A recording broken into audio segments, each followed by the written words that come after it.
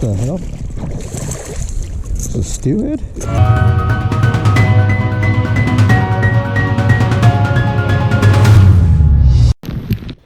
Hi, Tony here. Welcome back to Fishing for Happiness. After escaping a snowstorm and being pulled out of the mud in South Carolina, we finally completed our 10-hour driving marathon and arrived at the Gulf Coast in Quintana, Texas. Of course, not welcomed by sunshine or rainbows, but rather torrential rainfall and raging seas. But as you can see, I am undaunted. Well, that is until the lightning.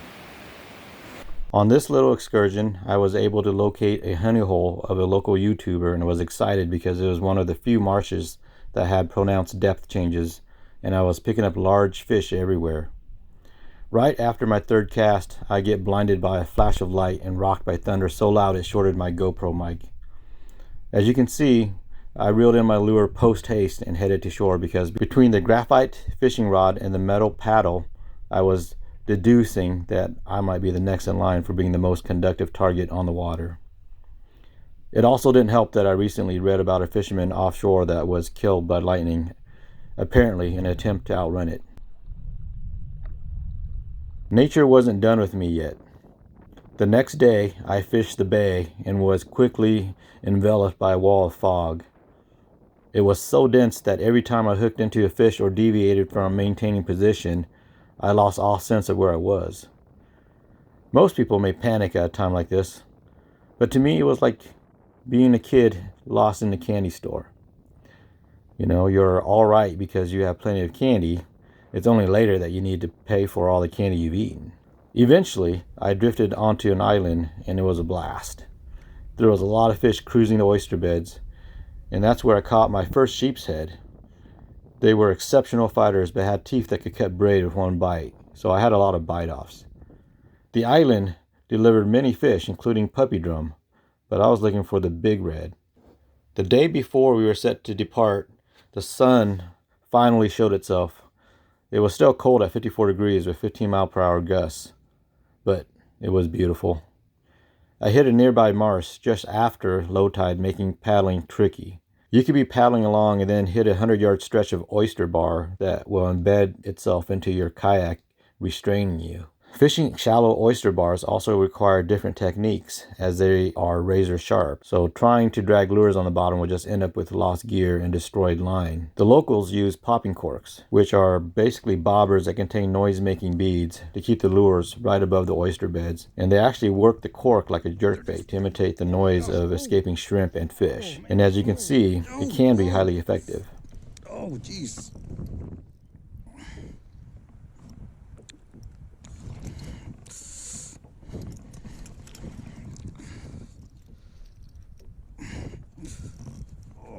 Oh, what a beauty.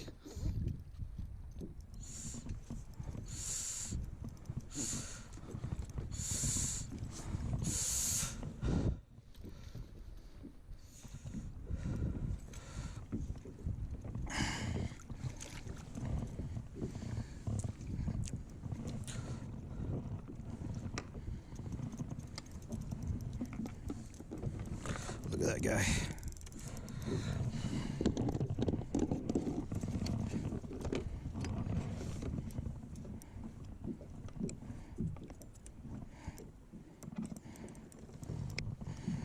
Look at that, oh my gosh. Been out chasing him all week in thunder, rain.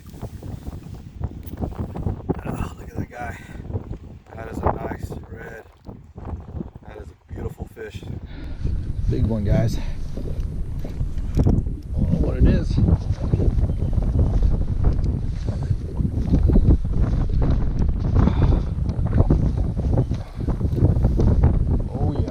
Oh, it's a big red.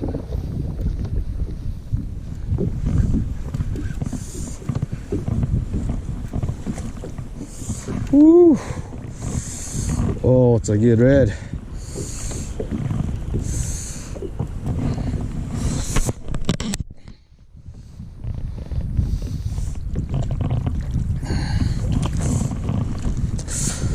Yeah, I think that's a slot.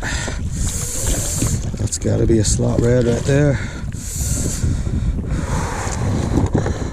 Moses.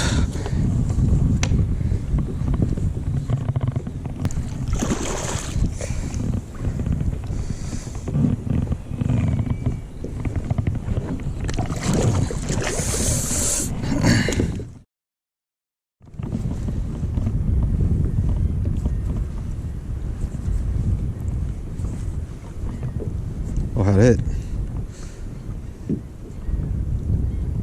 There it is.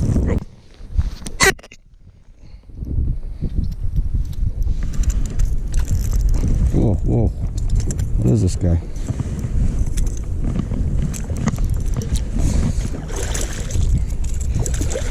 What is this thing? Oh shit.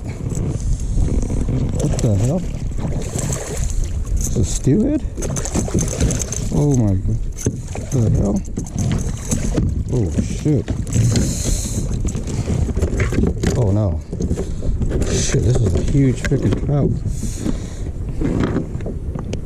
Oh my god. Holy smokes, guys.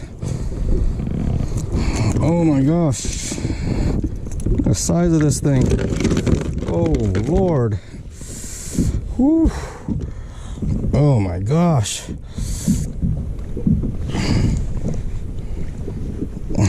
Thought it was a steelhead. Whew. Oh.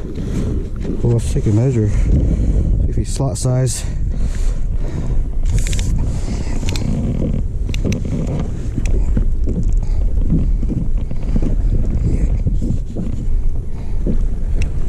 Yeah, it's 22. Whew. Wow, it's awesome, guys. Oh.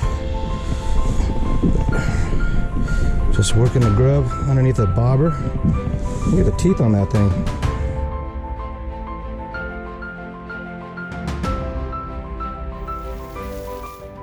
As with most things in life, remember that storms and turmoil have not come to stay, but rather they have come to pass. Be grateful though, for it's the turmoil that reminds us to be in the moment and truly appreciate the sunshine and the rainbows.